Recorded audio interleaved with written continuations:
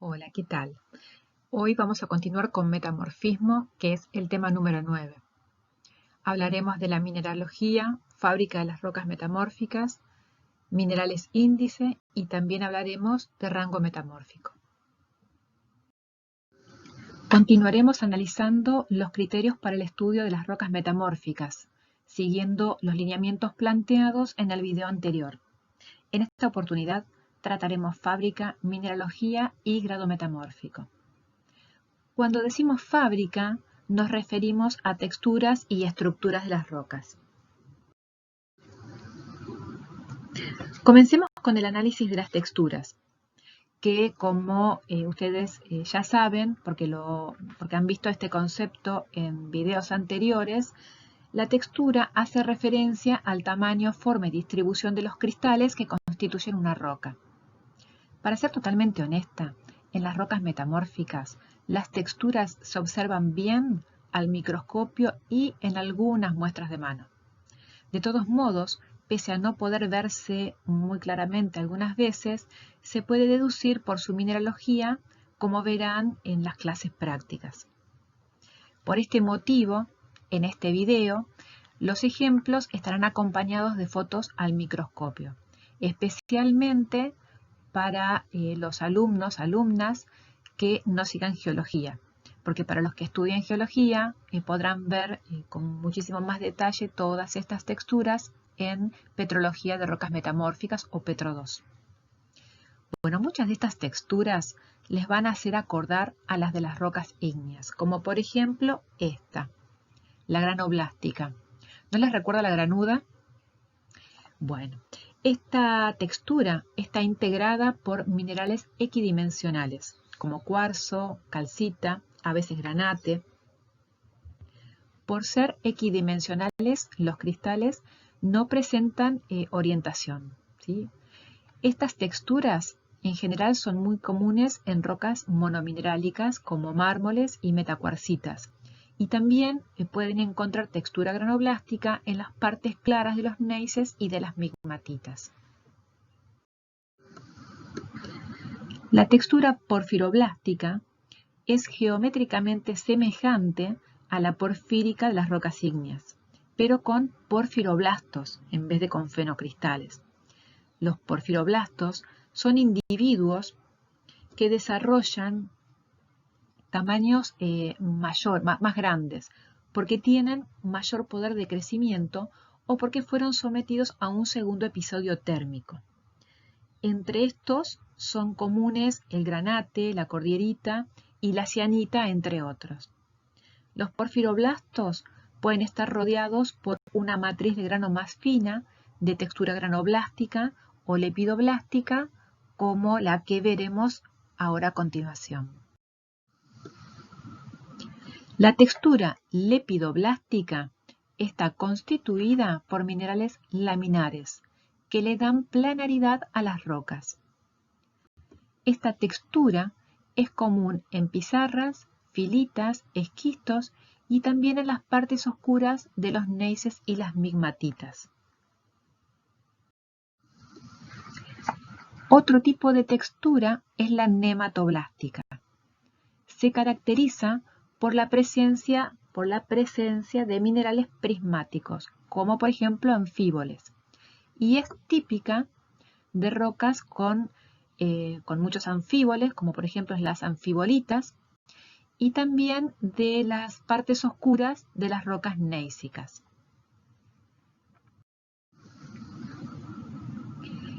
Fuimos viendo de a una las texturas, pero comúnmente en las rocas se encuentran combinadas, como en este caso, en el que hay dominios lepidoblásticos, como estos, o como estos, y dominios que son granoblásticos, como este que se encuentra aquí, este de aquí, o este que está aquí. Las texturas de las rocas miloníticas reciben nombres semejantes a las anteriores, pero no iguales, porque el término blastesis, del cual venimos hablando, por ejemplo, cuando decíamos porfiroblástico, alude al crecimiento de los cristales. Y en este tipo de metamorfismo, justamente lo que predomina es la destrucción. Por eso, el sufijo blástico acá será reemplazado por el sufijo clástico. Y en este caso, que es una milonita la roca, decimos que tiene textura porfiroclástica. El concepto de estructura es esencialmente semejante al de textura, pero apunta a la forma que adoptan las rocas como expresión del reacomodamiento de los cristales. Es decir, que es observable a escala de muestra de mano y de afloramiento. Vamos a diferenciar dos grupos: estructuras foliadas y no foliadas. Empecemos con las foliadas. Se dice que una roca es foliada cuando posee disposición planar. Estas rocas tienen la particularidad de partirse en lajas al ser golpeadas. Así de simple, toman una muestra, le dan un martillazo y si se parte en lajas, entonces pueden decir que esta roca tiene estructura foliada. Esto responde a la presencia de minerales laminares, que al haber sido sometidos a presión, tienden a orientarse en forma paralela entre sí, porque recristalizan perpendicularmente a la dirección del esfuerzo principal, es decir, hacia donde el esfuerzo es menor. Veremos estas tres estructuras foliadas. Clivaje puntero, veremos clivaje pizarreño, esquistosidad y bandeado gneisico. Así se las estoy presentando en una clásica serie del metamorfismo regional, en la que hay un aumento progresivo de temperatura y de presión en este sentido, hacia la derecha. Todas estas estructuras son foliadas. La diferencia entre ellas es que a medida que van aumentando la temperatura, va aumentando el tamaño de grano. Por ejemplo, si una lutita, pelita o una roca sedimentaria de grano fino, como por ejemplo podría ser esta, es sometida a un aumento de presión y temperatura, las arcillas contenidas en esta roca se transformarían en clorita o muscovita, por un lado con mayor tamaño de grano y por otro lado irán recristalizando hacia donde la presión es menor, como decíamos recién, acentuando la foliación. Algunos minerales, como el cuarzo, no pierden su identidad ya que son estables a estas presiones y temperaturas. Así, esta lutita que tomamos como roca madre original irá adoptando una estructura tipo clivaje pizarreño. Si siguen aumentando temperatura y presión, seguirán reacomodándose los minerales, aumentando su tamaño de grano y así el clivaje pizarreño se transformará en esquistosidad y así progresivamente la esquistosidad se transformará en bandeado gneisico. Pero tan importantes son estas estructuras que prácticamente le dan el nombre a estas rocas. Fíjense, una roca como esta que tiene clivaje pizarreño se denomina pizarra. Una roca como esta que tiene esquistosidad se denomina esquisto y una roca con bandeado gneisico se denomina gneiss.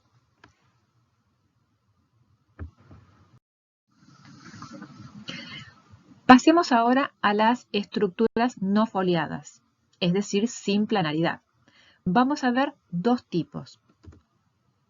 Comencemos con la maciza, que caracteriza a todas las rocas constituidas por minerales equidimensionales. Es decir, que en estas rocas no se observan elementos de fábrica orientados. Esta textura es típica de metacuarcitas y de mármoles. Si esta clase fuese presencial, les preguntaría qué textura creen ustedes que podrían tener estas rocas. Bueno, si me hubiesen respondido granoblástica, hubiese estado muy bien.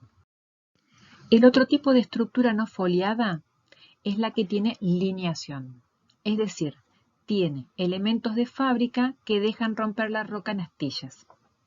Esto normalmente sucede por la presencia de minerales prismáticos, como por ejemplo los inosilicatos, que se orientan paralelos entre sí. Esta estructura es típica de las anfibolitas.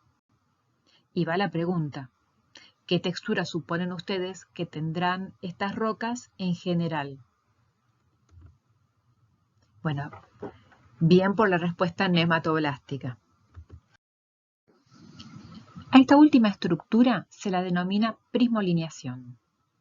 Pero a veces se forman estructuras lineales en las rocas cuando un plano de esquistosidad está plegado y sus ejes constituyen elementos lineales.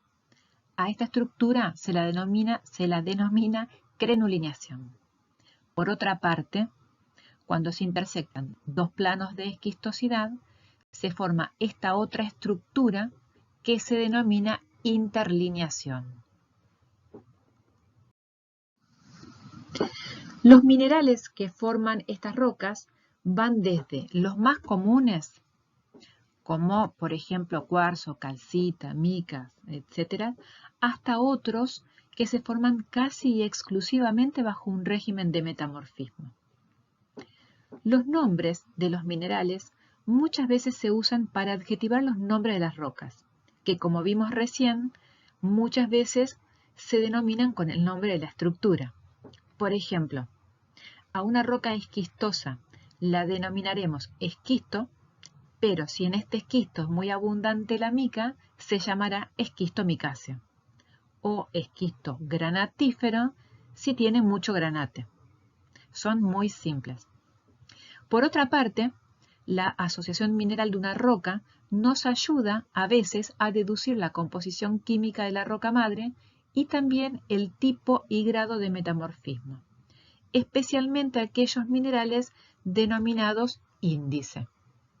Bueno, aquí tienen una definición, que los minerales índice son aquellos que tienen un rango de estabilidad muy pequeño, es decir, que indican el rango de temperatura y presión en que se formaron las rocas metamórficas que los contienen. Por ejemplo, el cuarzo, que tiene un rango de estabilidad muy grande, tanto en temperatura como en presión, ¿será índice? La respuesta es no. Esta figura que tomé prestada de Tarbuk muestra claramente rangos de estabilidad de algunos minerales, como por ejemplo, fíjense, la clorita es un mineral que indica bajo grado de metamórfico. Muscovita y biotita son minerales que más responden a un grado intermedio. Granate ya es un poquito más alto, junto con esta aurolita, y en este gráfico se destaca la silimanita como un mineral indicador de un alto grado metamórfico. En tanto que minerales como por ejemplo el cuarzo, feldespato y calcita, que no está en este diagrama, pero bueno, que responde del mismo modo, no son considerados indicadores de ningún grado metamórfico porque justamente son estables a grandes rangos de temperatura y de presión. Entonces, ¿cómo funciona esto?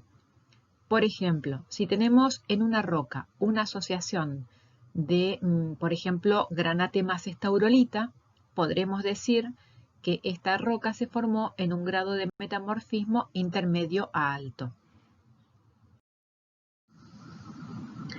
Acá les voy a mencionar otros ejemplos de minerales índice, que también no están en esa figura, pero que también son muy comunes, como por ejemplo el glaucófano, que es un tipo de anfíbol, es típico del metamorfismo de soterramiento. Recuerdan que lo habíamos definido como altísimas presiones y no tan alta temperatura, habíamos dicho. Hagamos el hipersteno también, ¿no? Que es un piroxeno que es indicador, al igual que la silimanita, de alta presión y alta temperatura.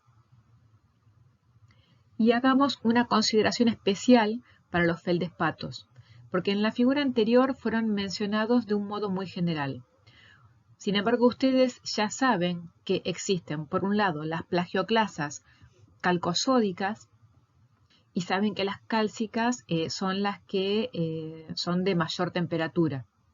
Con respecto a los feldespatos potásicos, existen variedades desde bajo grado metamórfico, como es por ejemplo el caso del microclino, de grado más alto, como es la ortosa, y de mayor temperatura, que es el caso de la sanidina. Existe un grupo de silicatos ricos en aluminio que se pueden formar a partir del metamorfismo de una roca arcillosa. Así, las arcillas a bajo grado metamórfico se transformarán en pirofilita, estas en andalusita, si sigue aumentando el grado metamórfico, y así sucesivamente se irán transformando en cianita y silimanita. Definir que una roca es de alto o bajo grado metamórfico es un punto muy importante en su caracterización, porque indica la temperatura y la presión a la que llegó, y es posible gracias al análisis de su fábrica y de su mineralogía, de acuerdo a lo que estuvimos viendo en este video. Así diremos que una roca es de alto grado metamórfico cuando fue sometida a alta temperatura y o presión, y de bajo grado metamórfico en caso contrario. Además de definir el grado metamórfico en el estudio de estas rocas, se nos hace necesario muchas veces clasificarlas. Pero bueno, esto lo dejaremos para el próximo video. Es decir, que en el siguiente video veremos la clasificación de las rocas metamórficas. Hasta la próxima.